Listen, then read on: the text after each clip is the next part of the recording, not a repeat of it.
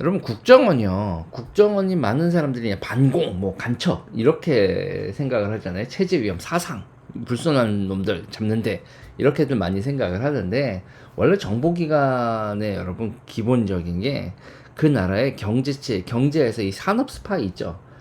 그 나라의 먹거리를 둘러싼 이런 온갖 스파이짓.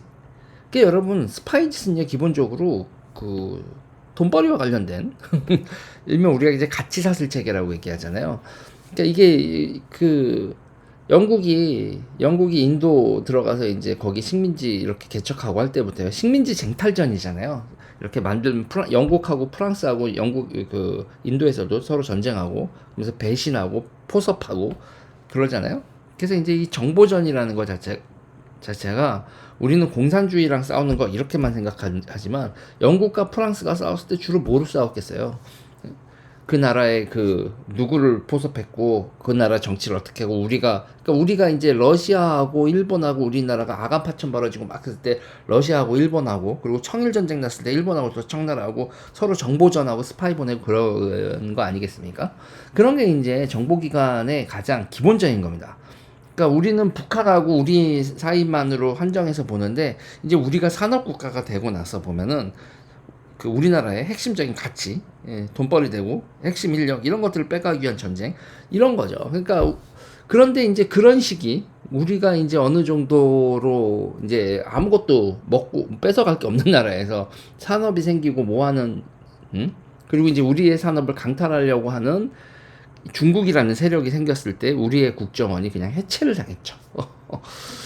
아, 이거 무슨 얘기인지 여러분 느낌이 오시죠? 그러니까 우리가 북한하고 우리의 관계뿐만 아니라 우리의 국정원도 영국과 프랑스, 일본과 청나라, 일본과 러시아가 경쟁했었던 우리 주변의 역사에서 그 나라들의 그 경쟁 과정에서 정보국 그런 역할을 했어야 된다는 얘기죠. 북한이 우리나라 산업 기술을 국방 기술을 뺏어가려고 하지 산업 기술을 뺏어가려고 하진 않는다고 했어. 뺏어가봐야 뭐 할 거야. 다 제재당해서 물건 만들어서 팔아먹고 공장도 세울 수 없는데. 그러니까 북한은 우리의 국방 기술을 노리지만 중국은 우리의 산업 기술을 노린다고요. 일본은 우리의 산업 기술을 노리지 않죠. 꽤 오래 그럴 이유가 없었죠. 일본이 훨씬 더 발전돼 있고 우리가 일본 거 뺏어오면 뺏어왔지. 이 일본이 우리 거 뺏어가는 그런 관계는 아니었었던 관계가 꽤 오래였으니까. 그리고 그 양국 간에 또 미국이 중재하는 이런 국제 질서하에서 서로 분업 체계 그리고 각자의 영역 이렇게 지켜가는 것이지 우리가 산업을 우리가 부자가 나라가 돼서 우리나라의 산업을 털린다 이런 거는 별로 생각을 안 해보고 살다가 이제 2000년대 넘어서 2010년대쯤부터는 그 각성을 했어야 되는데 그 각성을 안 한 상태에서 뭐 국정원 댓글 사건이니 어쩌고 저쩌고 쭉 벌어지면서 국정원의 힘을 빼는 방향 그리고 국정원도 대북 관계뿐만 아니라 산업 스파이 잡는 거로 점점 국내 정보 활동도 그쪽으로 이제 위주로 가고 그런 위상 정립을 마케팅을 국정원은 이런 곳이에요. 이렇게 필요한 곳이에요라는 자체 마케팅을 했어야 되는데 그런 마케팅 없이 그냥 지금 민주화 세력이라고 주장하는 쟤네들이 이미지 갉아먹는 거 그걸 그냥 당해서 그냥 국정원이 지금 국내 정보를 해체되다시피 했는데 그 국정원의 국내 정보 파트를 무력화시킨 다음에 문재인 정부 하에서 벌어졌던 그 중국 산업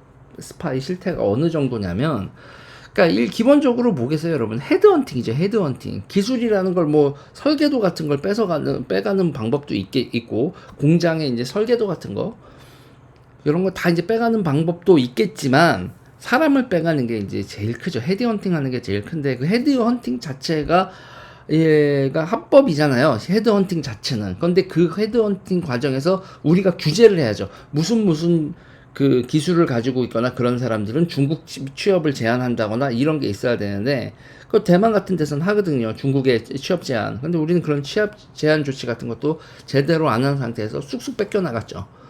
그리고 중국은 이제 그 사절단 오잖아요. 근데 기업들이 그 중국 지방 정부 소속에 출자되고 이런 기업들이라 사절단으로 오는 기업, 정치인들과 기업 사절단이 거의 한 몸이란 말이에요. 그렇게 중국이 뭐 지방 정부 사절단이라고 와가지고 수백 명씩 방한해가지고 우리나라 사람들 이렇게 만나면서 포섭 활동을 벌여도 그래도 문재인 정부에서 국정원이 국내 정보 수집하고 중국 사절단이 어떻게 움직이고 그 사절단이 어떤 인재들을 포섭하기 위해서 헤드헌팅을 풀고 있고, 그리고 이런 대한민국에서 중국의 에이전시들 헤드헌팅인지 산업 스파이인지 알 수 없는 그 에이전시들이 어떻게 활동하고 있는지 이런 것들을 같은 걸 그러면 중국 쪽만 추적하는 게 아니라 우리 그 접촉하고 있는 국내 대상도 조사를 해야 되잖아요.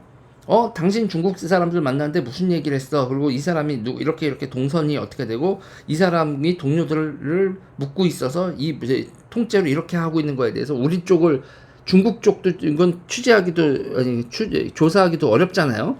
그래서 그 공식적인 루트만 파악할 수 있고 우리나라 쪽 접촉된 사람들에 대해서 더 심도 있게 조사를 해야 되는데 그렇게 전화를 걸고 알아보고 하는 것 자체를 국내 정보 수집이라고 아예 못하게 만들어놨죠. 그래서 중국의 산업 스파이들이 또 뭐냐면 중국이 직접 자기네들이 산업 스파이를 하는 것도 아니라 에이전시를 고용한단 말이에요. 그러니까 뭐 싱가포르 국적이 됐던 홍콩은 중국 국적이지만 아무튼 미국 국적자가 됐든 뭐가 됐든 중국이 직접 중국 국적으로 에이전시 뛰는 것도 있고 중국이 고용한 에이전시 미국 국적자나 싱가포르 국적자도 있단 말이에요. 그런 것들을 지금 다 뻥뻥 구멍이 뚫려 있었다. 그래서 산업 인력들을 중국의 에이전시들이 산업 인력을 면접했다라는 소식이 들리면 그거에 대해서 리포팅이 돼야 되는데 그런 리포팅을 못한 거죠. 문재인 정부 하에서 벌어진 일입니다. 그래서 중국이 우리나라 산업 기술을 빼가서 우리나라를 앞지른 대표적인 사례가 LCD죠, LCD. 그러니까 우리나라가 지금 뭐 LED나 OLED 뭐 이런 쪽에서는 아직 중국한테 보다 기술력이 조금 앞서 있다고는 하지만 LCD는 그냥 우리가 포기했다고요.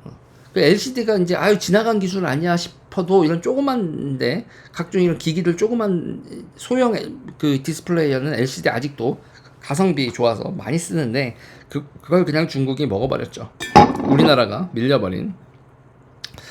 이런 것도 다 중국이 우리나라 기술 빼가기 이런 거다. 연봉 2~3배 주고 뭐 백지수표 내놓고 이러면서 중국이 인력 빼가서 우리나라의 산업을 빼간 거 이런 게 한두 개가 아니다.